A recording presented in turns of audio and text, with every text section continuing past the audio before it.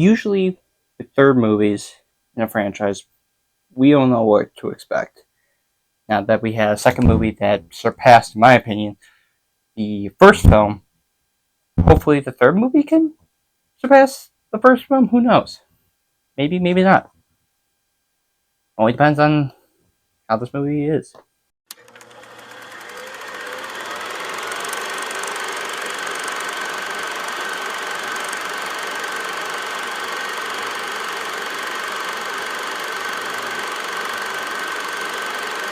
You must be the Dragon Warrior. How about you spare me the chit chat? I'm going to take your chit chat. in this Chitty chitty chat chat In- chat chat chat. in this. Chit chat. We gotta get in there. But Master Chief You're was that- seriously afraid? Even Master Chicken's going in there, and he's a chicken.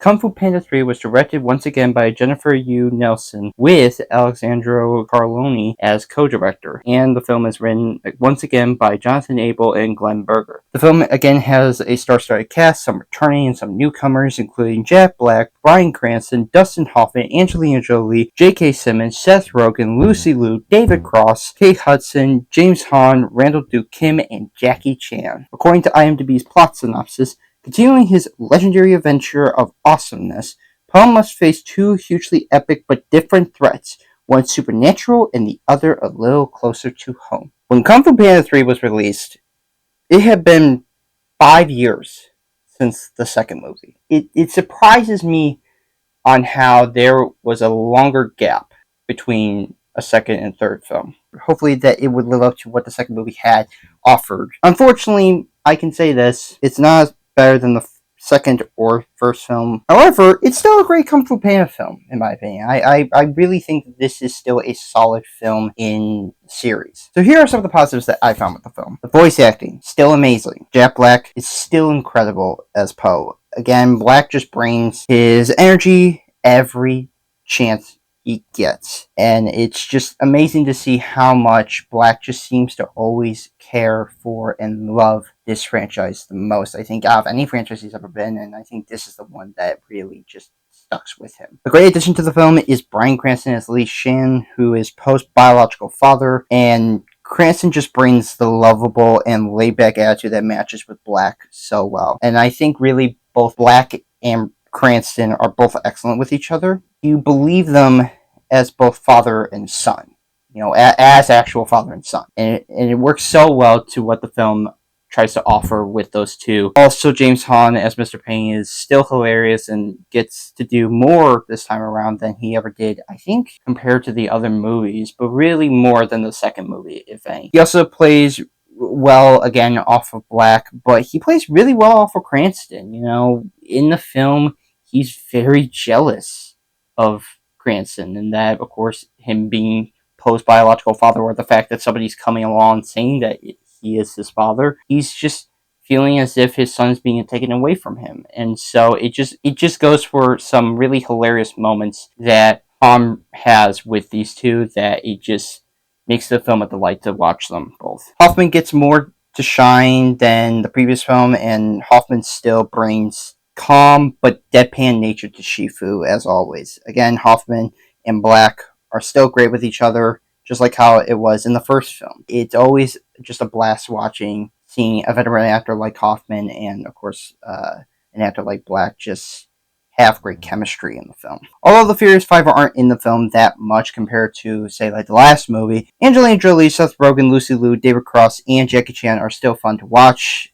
They just have really good rapport, not only with each other, but again with Black. And it's just on point on how much these actors are having fun with these characters and having fun with each other. J.K. Simmons is entertaining and delightful as General Kai, the villain of the film. Simmons brings the demeanor and energy to match with what the series is known for. I have always loved J.K. Simmons. I will always love J.K. Simmons in anything, and to see him be now part of the Kung Fu Panda series is always fun, because J.K. Simmons just always brings that, like I said, that demeanor to him. He's got that stern demeanor to him, or dry wit to whatever character he plays, and it's always hilarious to watch him in films, so it was great to see him in it. Though not in the film much, Randall Duke Kim is, again, spiritual as Master Oogway. Just like in the first film, Kim brings the wisdom and delightfulness with what screen time he is given in the film. I was just happy to see Master Oogway again, because of course not in the second movie. First movie, he was always a delight to watch, and to see him be brought back into this movie was a treat to have. The animation, again, gorgeous. Each film tops itself in the animation department. Regardless of the quality of the film, the animation just always seems to top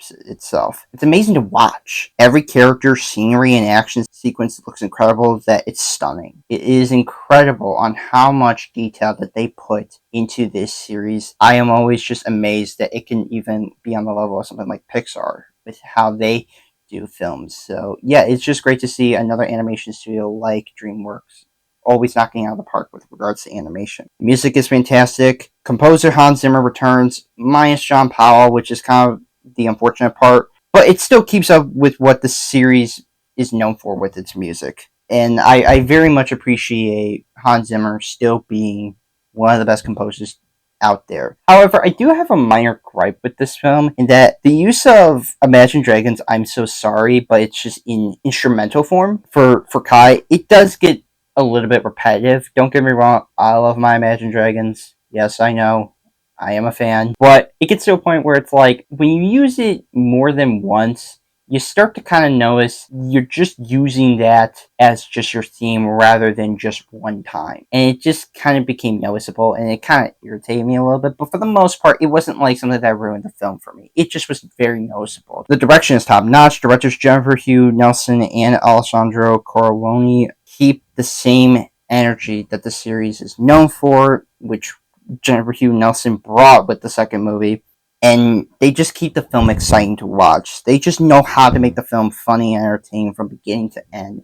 And I really appreciate the way in which this series can still maintain what makes Kung Fu Panda, at least the first movie, such an excellent film. The story is very good. Seeing Po's relationship with his actual dad is pretty funny and really heartfelt. Also, seeing Po learn Chi his own way keeps the film interesting, because throughout the movie he is supposed to learn what Chi is. And of course the film's message is finding your own path in this world and finding it alongside the people you're with. And it was just really fun to see Po go on that journey. Just as ever, the writing is sharp and witty. No matter what, the writing always shines through and through, and I can't express that enough. This series just continues to keep on being as sharp as it can be with each film. Pacing and runtime is perfect.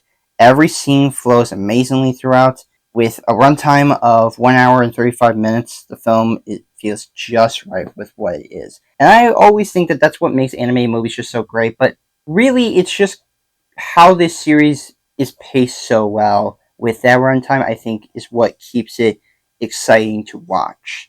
The action sequences are fantastic. Each action scene is exciting and creative through and through, no matter what the series throws. The action is just always so innovative with what they use with animation.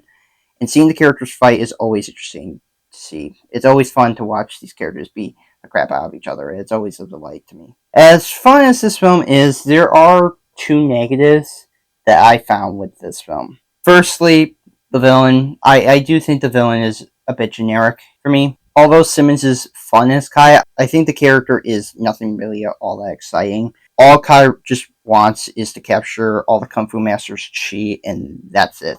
There's nothing else to him besides just capturing people's spirits. That's it. There's nothing else. At least with Tai Lung, there was a kind of a reason why, although even I had my criticism with it, but at the very least there was a reason, and they explain. This movie, he's just really there for the Kung Fu Master's spirits. That's it. That's all he ever wants, and that's just kind of the letdown for me, especially coming off of Lord Shen, who I thought was a fantastic villain. And with this one, he was intimidating, but just was a bit generic. There's also another character in this film that I feel like may be seen as offensive in a way. This might just be me, so just hear me out when I say this. But I feel like this character, which is one of the pandas in the film, I just feel like this character may be portraying someone with autism.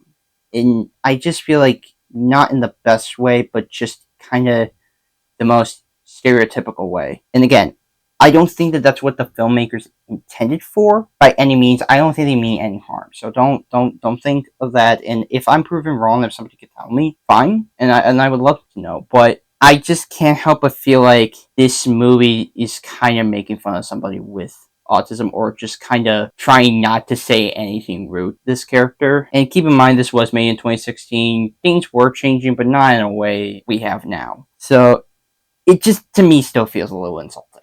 That's just me. That's the kind of vibe I get from this character. But again, I could be proven wrong.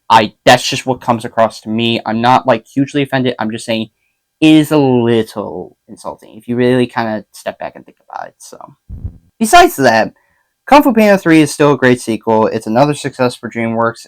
It adds to not just to the other Kung Fu Panda films, just for DreamWorks, but really just for their catalog. The film makes for an outstanding third film in a series that you would think by a third movie would get very stale, and it still proves itself to still have some life. So, yeah, I'm going to give Kung Fu Panda 3 an 8 out of 10. I think it's a great sequel. I think it's a great follow-up. Definitely not as good as the first two films, but it's still a worthy sequel through and through.